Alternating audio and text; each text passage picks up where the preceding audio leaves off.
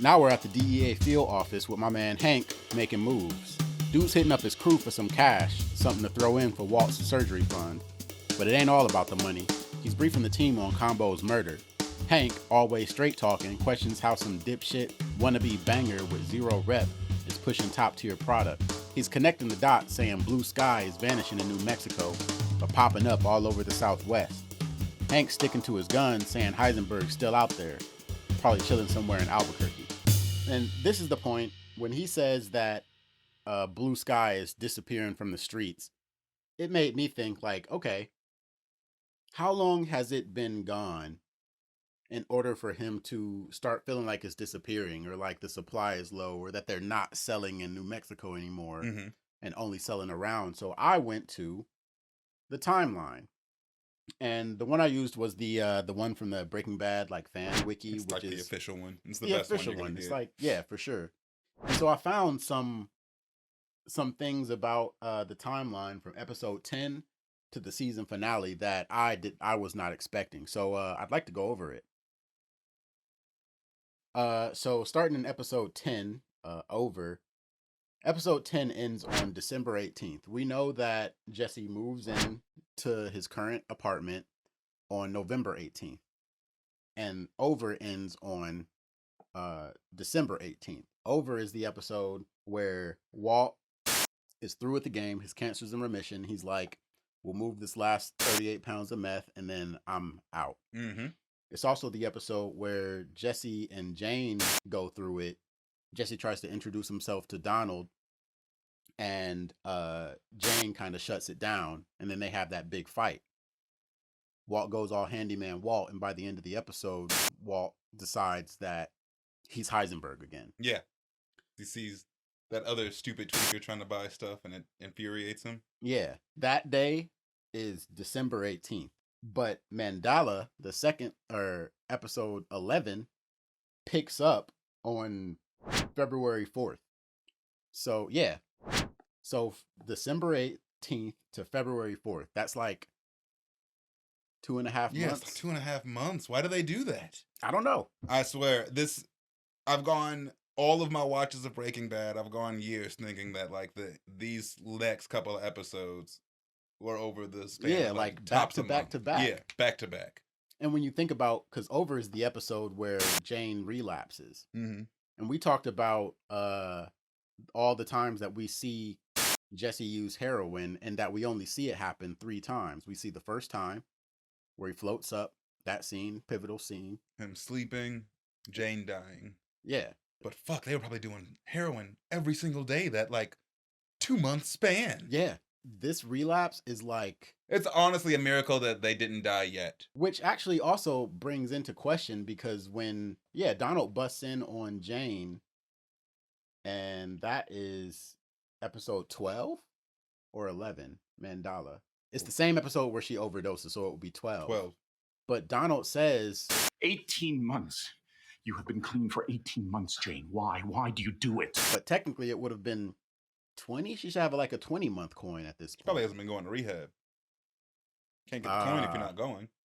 I don't know, man. I mean, this kind of brings into question My the thing timeline. How often are her meetings? That she went that long before her dad realized that she wasn't going. Could it be like a monthly meeting? It doesn't seem like that's the way that Narcotics Anonymous will work out. I agree. But there's a lot about her meetings that don't seem to make sense to me. Right. Like you brought up earlier that she didn't have a sponsor. She has no sponsor. Her dad is her sponsor, which makes no sense to me. That doesn't make no sense. So Mandala takes place over the course of 13 days, so 2 weeks. And at the end of Mandala, that's when Walt gets the call from Gus about 38 pounds, 1.2 million, meet us, blah, blah, blah. Or at least he gets that information from dude at the restaurant. Yeah, I was about to say. So that means that Walter has been sitting on that 38 pounds of meth for like 3 months. So in that context, it makes sense that that Hank's talking about, yo, the blue meth has disappeared, it's vanished off the streets. Yeah, because it has. Because it has. It also makes sense. Well, It made sense already to me, but it makes more sense why Walt like breaks down his fucking back door and robs him for that 38 pounds. Yeah. We gotta get rid of this shit now. We got to get rid of this stuff. I Yeah, wouldn't want to just be sitting on 38 pounds of any illegal substance. Yeah. Phoenix, episode 12 of season 2, picks right up where Mandala leaves off on the 16th, but then it also takes place over the course of 3 weeks, so it ends on March 4th, which is the day that Jane dies. Mm-hmm. Phoenix opens up with the drug deal. Walt's baby is born, and Jesse gets mad at Walt and pulls up on him at the school in order to like cuss him out for not letting him know that he got robbed. Yeah. Or that he robbed him. Yeah. So for 3 weeks, Jane is coming up with an idea for like that episode seems like it takes place over the course of like 2 days. We even said it in the last episode. Yeah, I'm really confused with the timeline in that respect because it doesn't make sense for there to be weeks in between those instances. No. Especially since Jesse pulls up on Walt about his money and Jane learns about the money like on the same day. Yeah, it seems. Right? But it Maybe can't not. be. Obviously not. Obviously that's different days. Yeah, maybe Jesse just waited a minute to complain about it. Maybe with that added context, that is why Jane is so thirsty. Yeah. Could they be running out of ATM money? Bro, you've got $500,000 that's just been sitting for the last 3 weeks? In escrow. I feel it. And then ABQ, this episode is from March 4th to April 5th. So this episode happens over the course of an entire month. And then the plane crash happens. Fucking weird. Yeah. And they don't use any type of like, because like we're talking about episode 10 ends on December 18th, right before Christmas. Like there's no Christmas trees anywhere. Like nobody's talking about Christmas presents. Like they don't even use anything to even locally give us an idea of what time of the year it is. I agree. Albuquerque is in the middle of the desert. It could be something so casual, like a fucking little Christmas tree in the corner of the office at Hank's place, or yeah. I mean, Walter is stressing out about money. You can drop something in there about like Junior's Christmas list, something, wreaths on the door. I mean, nothing anywhere about Christmas. Y'all can't watch. We can't watch them count down to Happy New Year's. Yeah, it's 10 seconds. I don't know, man. They skip all of January. Yeah, January is out of here. Switching gears a little bit to this scene here, Money Moves and Murder. Hank finally takes Christian Ortega's picture and puts it on his board. They're trying to figure out what his connection is with the Heisenberg meth. He's the last person that they know of who was selling Blue Sky, which they've given it a name now, Blue Sky, on the streets. I think it's really interesting that they have this picture of Domingo right here with the question mark on him. Missing. Who's absolutely, they have no idea where he is or what happened to him. They have to know he's dead, though. They've got to, especially given like everything that he had his hands in, from being a DEA snitch to also being like kind of moving up in the drug game. Moving up because he's knocking off people by being a snitch. I mean, that's a dangerous strategy, but it's an effective one. If any of the cartel found that out, he'd have ended up just like he ended up with Walter anyway. Yeah. It wasn't looking good for him, but he obviously didn't anticipate the kind of players that were getting ready to get into the game like in the upcoming couple of seasons. Yeah. And he definitely did not have a big enough outfit in order to deal with that. No, he had his cousin. Right. That he snitched on. Cooking out of his kitchen. Yeah, that he snitched on. What you need to do that for? I like that when Hank is trying to promote the donation jar for Walt, when he's holding Walt's picture up, it is in line with this board behind him, and right above Walt's picture is the most wanted sign.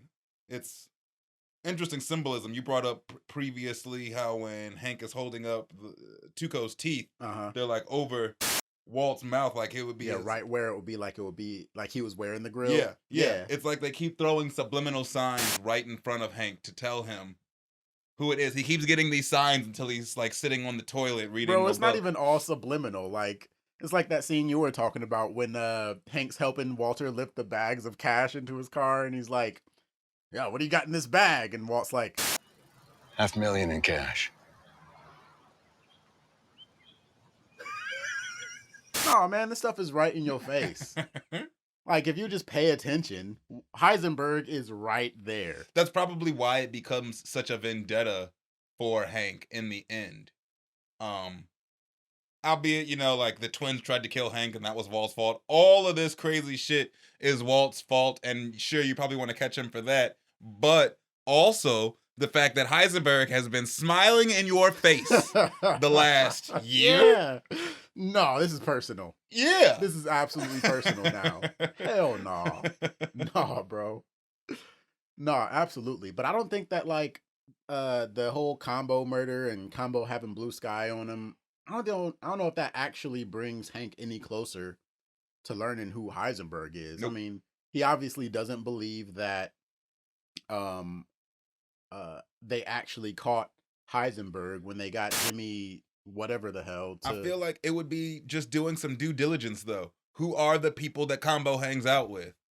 You've already arrested one of them.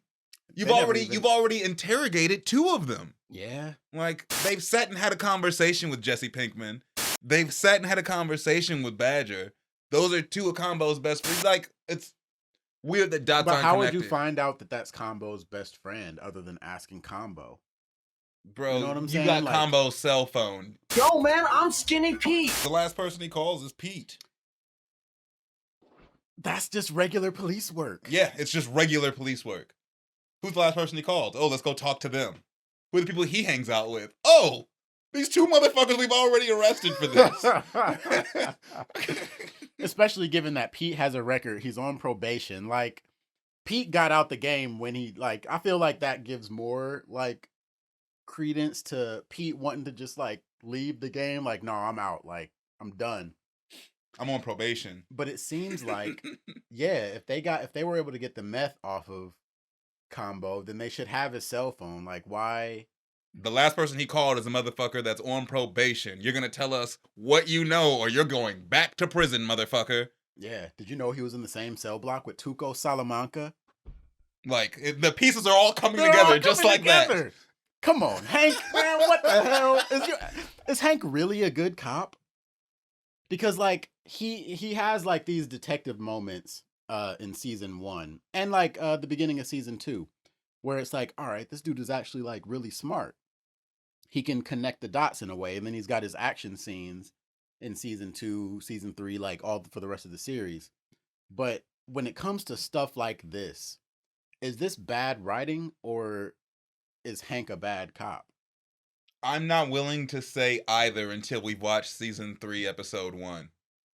Because earlier in this show, we did this same sort of conversation over Crazy 8 and Domingo. And then the next episode opens up revealing that Domingo is a snitch. And it was like, oh, all right. That kind of made everything make sense.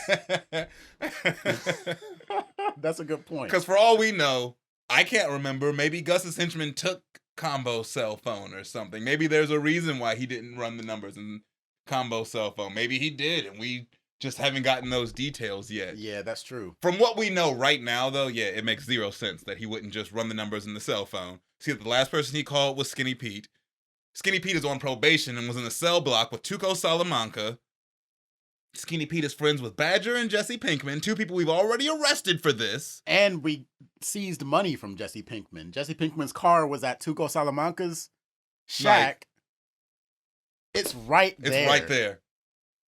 At the very least, he should have come to Walt and been like, hey, Walt, we think that Jesse Pinkman might be working for Heisenberg. You should probably stop buying weed off of him. Right.